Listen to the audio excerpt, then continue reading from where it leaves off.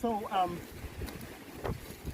this is Nyenga Eco Resort, and it's actually open for activities like camping and ready to host all the different types of activities or functions like weddings, birthday parties, or any sort of activities that you may be interested to do. They have the space and it's actually open. You can come and enjoy it. So these are the small cabins he's building. You see?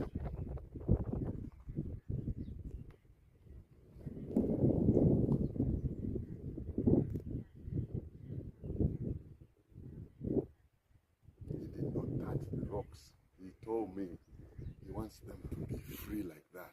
If his clients are coming and in the morning they want to walk, they have enough time to